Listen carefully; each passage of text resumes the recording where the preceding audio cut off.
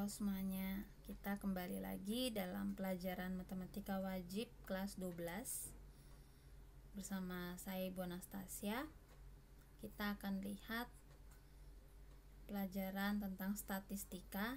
Pelajaran ini sudah pernah dipelajari waktu SMP, jadi Ibu harap kita tidak terlalu susah untuk mengikutinya. Kompetensi dasarnya: menentukan dan menganalisis ukuran pemusatan dan penyebaran data yang disajikan dalam bentuk tabel distribusi, frekuensi, dan histogram. Yang kedua, menyelesaikan masalah yang berkaitan dengan penyajian data, hasil pengukuran dan pencacahan dalam tabel distribusi, frekuensi, dan histogram. Indikatornya: mengidentifikasi fakta pada ukuran pemusatan dan penyebaran data yang disajikan dalam bentuk tabel distribusi, frekuensi, dan histogram. Namun untuk video pembelajaran saat ini, yang satu ini, Ibu belum mengajarkan tentang histogram. Nanti pada video pembelajaran berikutnya baru belajar tentang histogram. Jadi baru di tabel distribusi, frekuensi. Nah, dalam penyajian data itu ada dua, tabel distribusi frekuensi dan yang kedua grafik. Tabel distribusi frekuensi adalah penyusunan data ke dalam kelas-kelas interval, di mana setiap nilai data hanya termasuk ke dalam salah satu kelas interval. Sekarang kita lihat unsur-unsur atau bagian-bagian suatu tabel distribusi frekuensi. Yang pertama, kelas interval, yaitu kelompok nilai data yang ditulis dalam bentuk interval. Yang kedua, batas bawah kelas, yaitu nilai data yang terletak di sebelah kiri untuk setiap kelas interval. Yang ketiga, batas atas kelas, yaitu nilai yang terletak di sebelah kanan untuk setiap kelas interval.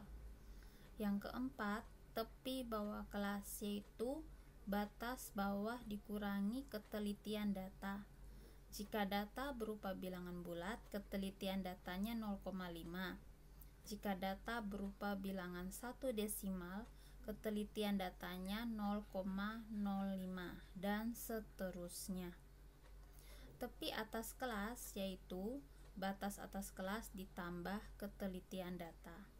Ketelitian datanya sama seperti tepi bawah kelas. Sekarang kita lanjut ke slide berikut. Jika dicari titik tengah, itu rumusnya ada dua, 1/2 kali batas bawah tambah batas atas, atau 1/2 kali tepi bawah tambah tepi atas. Banyak kelas dapat dicari adalah dengan cara menghitung jumlah banyaknya interval. Namun, jika untuk menyusun tabel distribusi frekuensi, banyak kelas dihitung menggunakan rumus 1 tambah 3,3 log n dengan n banyak data. Pembulatan hasil sesuai aturan pembulatan. Aturan pembulatan, jika di belakang koma 5 ke atas, maka dibulatkan ke atas, di atas 5. Kalau di bawah 5 berarti dibulatkan ke bawah. Yang berikut adalah jika ditanya panjang kelas, yaitu hasil pengurangan antara tepi atas dengan tepi bawah kelas. Maka atau rumusnya panjang kelas P sama dengan batas atas kurang batas bawah tambah 1. Rumus kedua, selisih dua titik tengah kelas interval saling berurutan. XI tambah 1 kurang XI. Jadi jika diketahui titik tengah, kita bisa mendapat menentukan panjang kelas menggunakan rumus yang tersebut yang kedua. Namun jika tidak diketahui titik tengah, kita mencari panjang kelas menggunakan rumus pertama. Berikut adalah langkah-langkah menentukan tabel distribusi frekuensi biasa. Yang pertama, menentukan jangkauan. Kedua, menentukan banyak kelas. Menentukan panjang kelas. Menentukan interval kelas. Membuat tabel distribusi. memasukkan frekuensi tiap kelas interval dalam jumlah data. Nanti ini kita sekalian belajar ketika saat mau menggambar histogram. Sekarang kita lihat. Berikut adalah contoh tabel distribusi frekuensi biasa.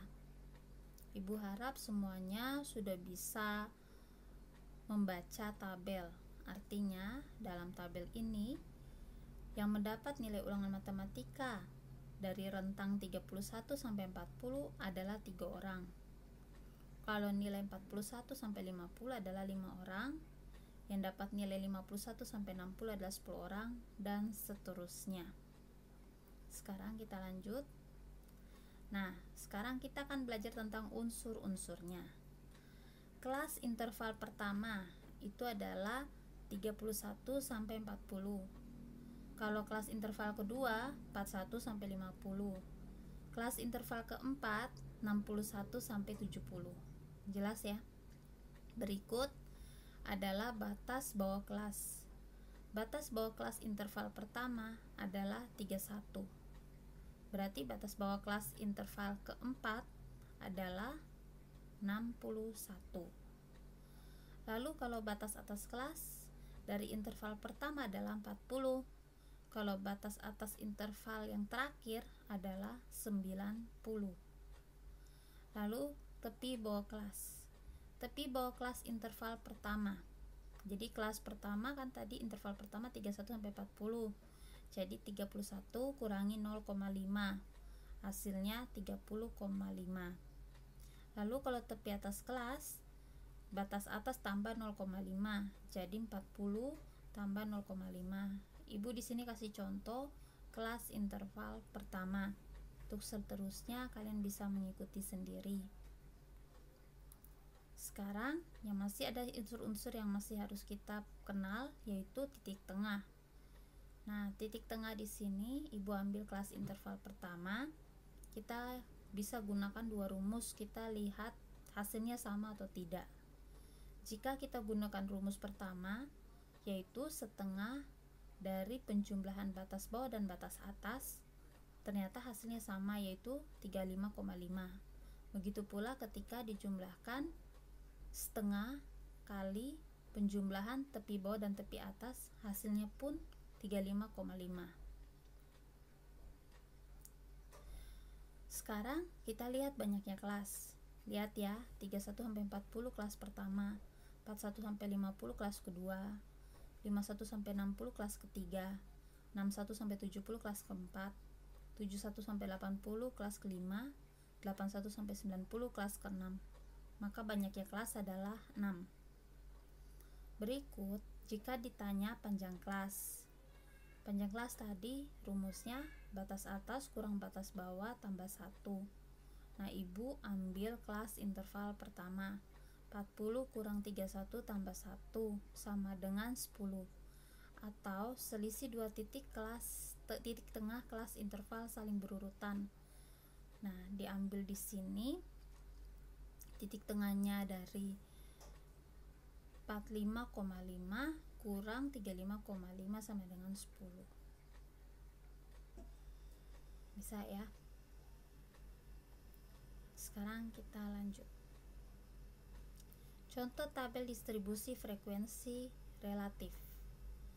Di sini sudah menggunakan persentase. Kalau yang tadi pertama, kita lihat. Yang pertama 3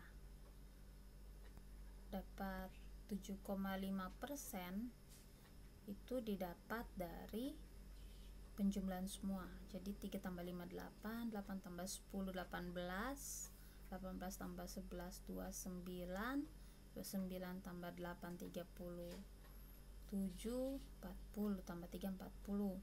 Jadi 3 per 40 kali 100%, hasilnya 7,5%. Jadi ini contohnya. Nah, sekarang frekuensi relatif merupakan hasil bagi antara frekuensi setiap kelas interval dan jumlah data.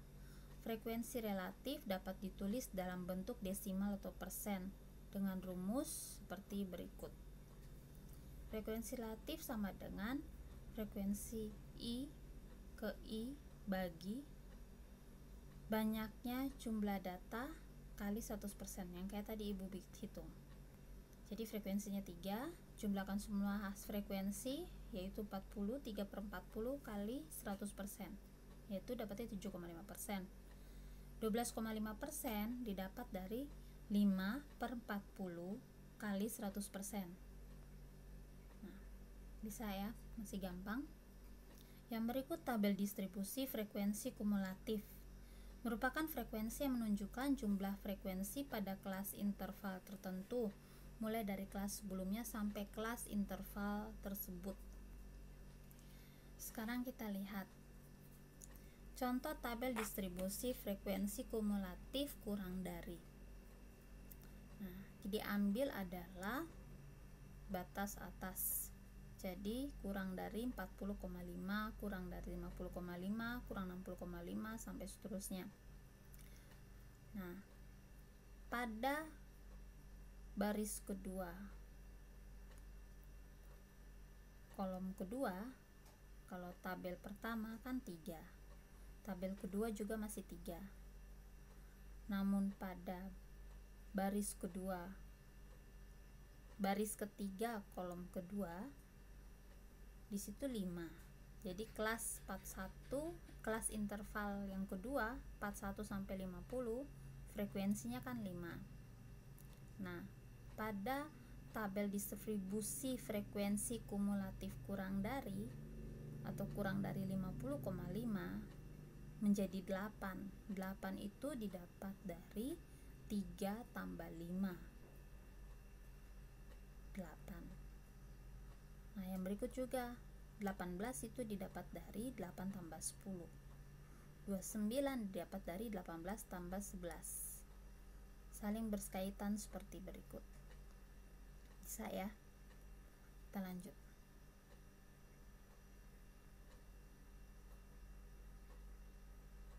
Atau secara logikanya begini.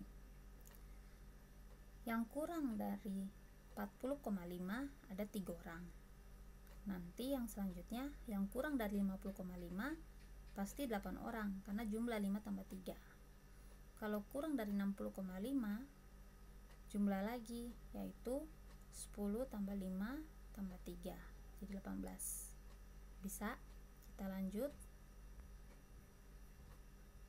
Sekarang contoh tabel distributif frekuensi kumulatif lebih dari menggunakan batas bawah. Jadi lebih dari 30,5 otomatis semua data 40. Lalu nanti lebih dari 40,5 berarti kurangi 3. 40 kurang 3, 37. Lalu lebih dari 50,5, 37 kurang 5 jadinya 32, dan seterusnya. Bisa? Sekarang kita lihat contoh soal. Data nilai ulangan matematika siswa kelas 12 disajikan dalam tabel berikut. Yang pertama ditanya, panjang interval kelas pada tabel distribusi frekuensi tersebut adalah, rumusnya batas atas kurang batas bawah tambah 1. Nah, ibu ambil kelas interval pertama, 47 kurang 42 tambah 1, hasilnya 6. Yang kedua, banyak siswa yang nilai ulangannya di bawah 60. Nah, kita hitung yang di bawah 60 berarti penjumlahan frekuensi kelas interval pertama, kedua, dan ketiga, yaitu 8 tambah 6 tambah 3. Hasilnya 17 siswa. Yang ketiga, jika ditanya selisih banyak siswa yang nilai ulangannya kurang dari 67 dan lebih dari 72 adalah, berarti penjumlahan dari 8 tambah 6 tambah 3 tambah 7 kurang penjumlahan dari 9 tambah 5, yaitu 24 kurang 14 sama dengan 10. Bisa ya? Nah, berikut setelah mendengar penjelasannya silakan mengerjakan tugas berikut. Jawabannya bisa dikirim melalui WhatsApp Japri Ibu Guru. Terima kasih atas perhatiannya. Kita lanjut ke pembelajaran berikutnya, yaitu mengenai histogram dan poligon.